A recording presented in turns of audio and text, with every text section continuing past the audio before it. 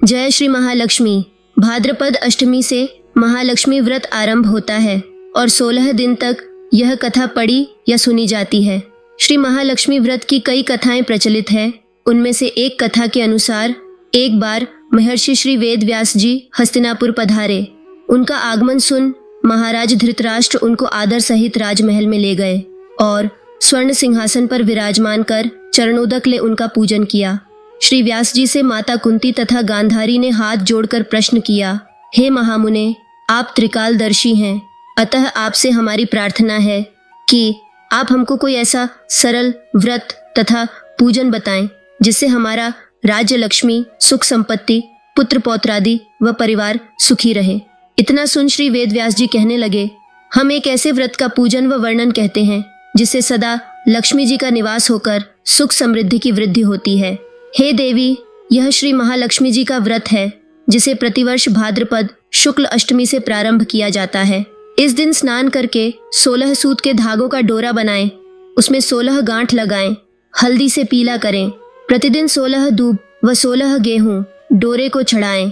फिर आश्विन कृष्ण अष्टमी के दिन उपवास रखकर मिट्टी के हाथी पर श्री महालक्ष्मी जी की प्रतिमा स्थापित कर विधि पूर्वक पूजन करें।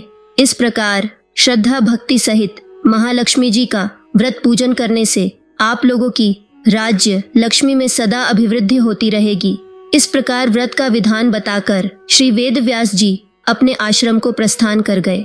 इधर समय अनुसार भाद्रपद शुक्ल अष्टमी से गांधारी तथा कुंती अपने अपने महलों में नगर की स्त्रियों सहित व्रत का आरंभ करने लगीं। इस प्रकार 15 दिन बीत गए।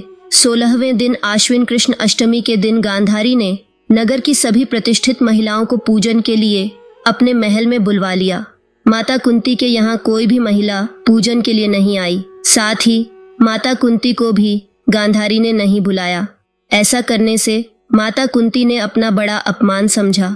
उन्होंने पूजन की कोई तैयारी नहीं की और उदास होकर बैठ गई। जब पांचों पांडव युधिष्ठिर, अर्जुन, भीम, नकुल और सहदेव महल में आए तो कुंती को उदास देखकर पूछा, हे माता, आप इस प्रकार उदास क्यों हैं? आपने पूजन की तैयारी क्यों नहीं की? तब माता कुंती ने कहा, हे पुत्र, आज महालक्ष्मी जी के व्रत का उत्सव गांधारी के महल में मनाया जा रहा है।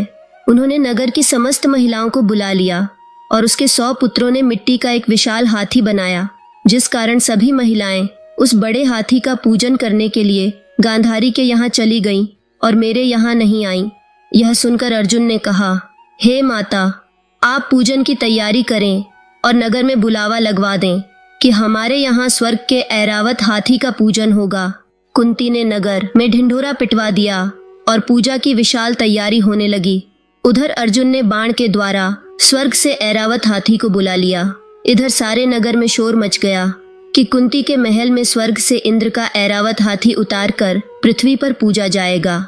ये समाचार को सुनकर नगर के सभी नर नारी, बालक एवं वृद्धों की भीड़ एकत्र होने लगी। उधर गांधारी के महल में हलचल मच गई।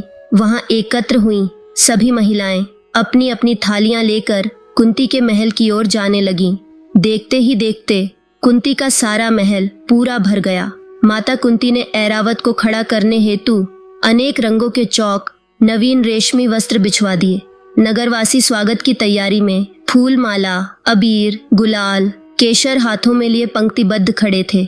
जब स्वर्ग से ऐरावत हाथी पृथ्वी पर उतरने लगा तो उसके आभूषणों की ध्वनि गूंजने लगी।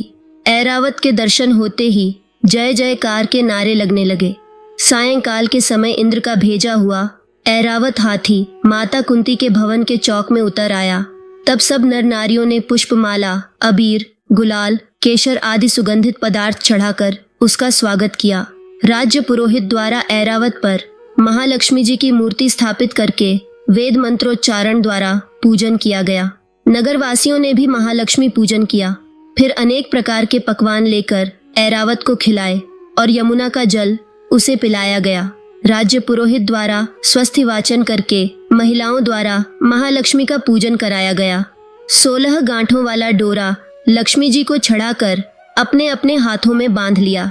ब्राह्मणों को भोजन कराया गया। दक्षिणा के रूप में स्वर्ण आभूषण, वस्त्र आदि दिए गए। तत्पश्चात महिलाओं ने मिलकर मधुर संगीत के साथ भजन कीर्तन कर संपूर्ण रात्रि महालक्ष्मी व्रत का जागरण किया। दूसरे दिन प्रातः राज्य पुरोहित द्वारा वेद मंत्रोच्चार के साथ जलाशय में महालक्ष्मी जी की मूर्ति का विसर्जन किया गया।